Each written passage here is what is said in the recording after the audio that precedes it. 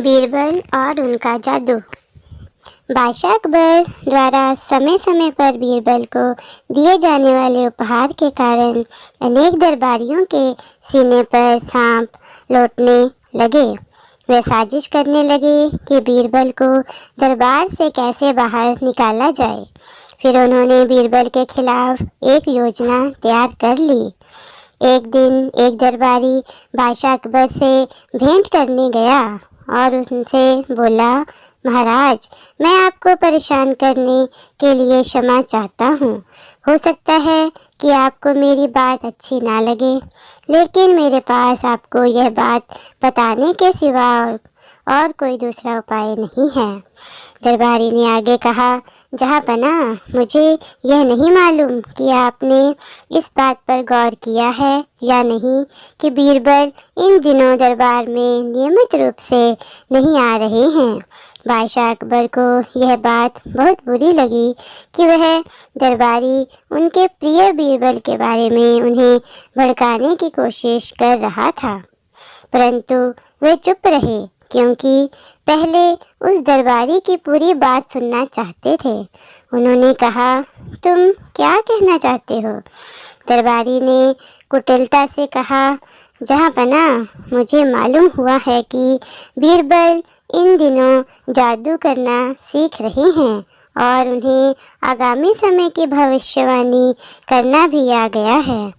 जब उस दरबारी की बात पूरी हो गई तो अकबर ने उसे वापस भेज दिया और अगले दिन का इंतज़ार करने लगे। अगले दिन जब दरबार में सभी लोग अपने अपने स्थान पर बैठ गए तो अकबर ने बीरबल को अपने पास बुलाया और कहा, मैंने सुना है कि तुम जादू करना सीख रहे हो। यही वजह है कि तुम आजकल दरबार में सही समय पर नहीं आ रहे हो और अवकाश भी लेने लगे हो। तुम्हें दरबार में जादू का एक करतब दिखाना होगा। हमें भी तो पता चले कि तुमने अब तक क्या सीखा है।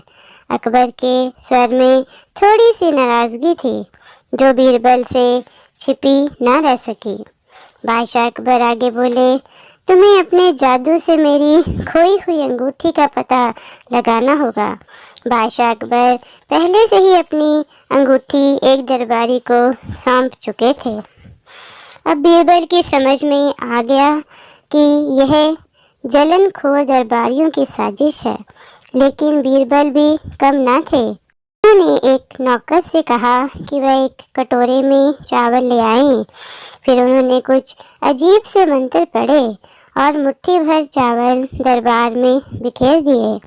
बीरबल ने दिखावा किया कि वे कोई जादू कर रहे हैं।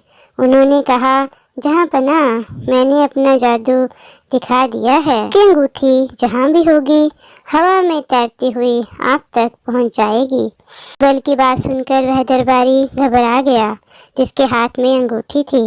उसने अपनी मुट्ठी कसकर बंद कर ली कि कहीं अंगूठी उड़ न जाए। उसके चेहरे से घबराहट झलक रही थी जिसे बीरबल ने पकड़ लिया। अब वे जानते थे कि अंगूठी किसके पास है। बीरबल उस दरबारी के पास जाकर बोले कि अंगूठी उसके पास है। सभी जलनखोर दरबारी अपना समूह लेकर रह गए और बादशाह अकबर एक बार फिर अपने प्रिय मंत्री से प्रभावित हुए। धन्यवाद दोस्तों, अगर आपको ये कहानी अच्छी लगी हो तो इसे कृपया लाइक और शेयर करें, और अगर आप इस चैनल पर नए हैं तो कृपया सब्सक्राइब करें और बेल आइकन को प्रेस करें ताकि आपको हमारी आने वाली हर नई वीडियो की जानकारी मिलती रहे। धन्यवाद।